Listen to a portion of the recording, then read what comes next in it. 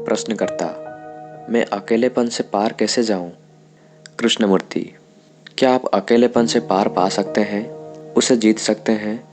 आप जिस भी ऐसे चीज को जीतते हैं, जिसे भी काबू में करते हैं, उसे बारंबार और लगातार काबू में करते रहना पड़ता है।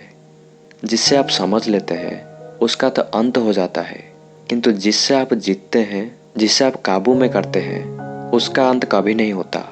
लड़ने की, जूझने की प्रक्रिया उसे ही खुराक देती रहती है, उसे ही बल प्रदान करती रहती है, जिससे आप लड़ रहे होते हैं, जूझ रहे होते हैं।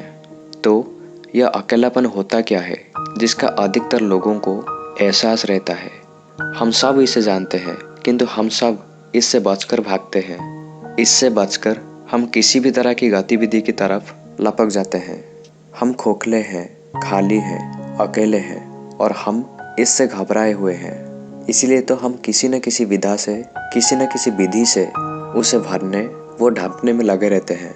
वो चाहे ध्यान हो, भगवान की खोज हो, सामाजिक कार्यकलाप हो, रेडियो हो, नशा हो या कुछ और हो। इस अकेलेपन से रूबरू होने, उसके साथ रहने, उसे समझने के अलावा हम कुछ भी करने को उद्यत रहते हैं। इससे दूर भागना भी वही बात है। वो चाहे पूजा के सहारे कर रहे हो या प्याले के सहारे। जब कोई अकेलापन से बचकर भागने के लिए इन चीज़ों का सहारा ले रहा हो, तब पूजा की आदत और पीने की लत में कोई खास अंतर नहीं रह जाता। सामाजिक रूप से इनमें भले ही अंतर हो, किंतु मनोवैज्ञानिक रूप से जो व्यक्ति खुद के अकेलेपन से बचकर भाग रहा हो और जिसका पलायन उसकी ईश्वर खोज बन गया हो, उसका स्तर वही है जो एक नशेड़ी का होता है। तो महत्वपूर्ण यह है कि अकेलेपन पर काबू करने के बजाय उसे समझा जाए, और हम उसे तब तक नहीं समझ सकते जब तक कि हम उसका सामना नहीं करते, उसको सीधे सीधे देख नहीं लेते और उससे बचकर भागना बंद नहीं करते। लेकिन हमारा तो पूरा जीवन ही इस अकेलेपन से बचकर भागने का एक सिलसिला बनकर रह गया है।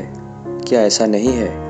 अपने संबंध में दूसरे को हम अपना अकेलापन दूर करने के लिए ही तो इस्तेमाल कर रहे होते हैं। ज्ञानार्जन के पीछे हमारा दौड़ना, अनुभवों को हमारा बटोरना, हमारा ऐसा कुछ भी करना एक मन बहला भी तो है।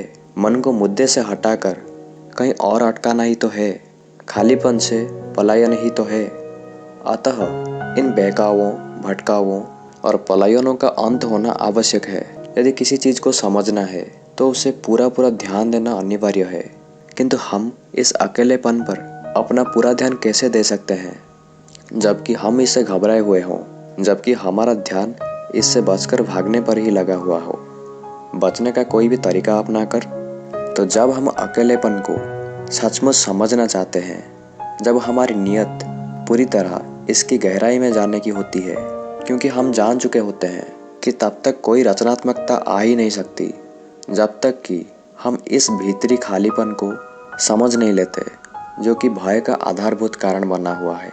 जब हम इस मुकाम पर पहुंच जाते हैं, तब हर तरह के बहकाव और भटकाव का अंत हो जाता है। बहुत से लोग अकेलेपन की बात पर हंसते हैं और कह देते हैं, अरे ये तो बड़े लोगों की चौंचले हैं, अपने आप को किसी न किसी काम में लगाए रखो और मस्त रहो बस। किंतु अकेलापन को भुलाया नहीं जा सकता। तो यदि हम इस आधारभूत चीज को सचमुच समझना चाहते हैं, जिसे कि हम अकेलापन कहते हैं, तो सारे पलायनों को समाप्त कर देना होगा। हमें ये देखना होगा कि अकेलापन को समझे बिना कोई भी कर्म केवल मन बहलाव का, पलायन का ही कोई ना कोई रूप होगा। खुद को औरों से अलग थलग समझने की ही एक प्रक्रिया होगा, जो कि क्लेश और कलह को ही बढ़ावा देने का काम करेगा। इस तथ्य को देख लेना अनिवार्य है, क्योंकि केवल तभी आप अकेलापन का सामना कर सकते हैं, उसके रूबरू हो सकते हैं। यदि हम और गहराई में जाएं, तो यह प्रश्न सामने आता है कि जिसे हम अकेलापन कहते हैं, क्या एक वास्तविकता है या मात्र एक ऐसा शब्द है जो कि एक अवस्था को ढांपता है, जिसे कि हम जानते ही ना हो कि वो है क्या? अकेलापन क्या एक विचार नहीं है, सोच का ही परिणाम? सोच दरअसल स्मृति पर आधारित रहने वाली शाब्दिक अभिव्यक्ति होती है। क्या हम इसी शाब्दिक अभिव्यक्ति, इसी विचार, इसी स्मृति की दृष्टि से ही उस अवस्था को भी नहीं देख रहे होते जिसे हम अकेलापन कहते हैं? इस तरह उस अवस्था को यह नाम दे देना ही उस भय का कारण बन सकता है जो हमें उसे नज़दीक से नहीं देखने देता। किंतु यदि हम उसे कोई नाम ना दे जो कि मन द्वारा ही रखा गया होता है, तो भी क्या वो अवस्था अकेलापन होती है? निश्चित रूप से अकेला और एकाकी होने में अंतर है। अकेलापन स्वयं को अलग कर लेने की प्रक्रिया की परिणाम होता है। आप अपने ही बारे में जितना अधिक चौकस होते जाते हैं, उतना ही अलग थलग होते चले जाते हैं, क्योंकि अपने ही बारे में चौकस रहना स्वयं को अलग थलग करने की प्रक्रिया ही तो है। किंतु एकाकीपन स्वयं को अलग थलग करना नहीं है। एकाकीपन आता ही तब है जब अकेलापन खत्म हो गया होता है। एकाकीपन वो अवस्था है जिसमें बाहरी और भीतरी सारे प्रभाव खत्म होने के साथ साथ स्मृति का भीतरी प्रभाव भी खत्म हो गया होता है। मन जब ऐसे एकाकीपन जैसी अवस्था में पहुंच जाता है, केवल तभी वो उसे जान पाता है जिसे भ्रष्ट नहीं किया जा सकता।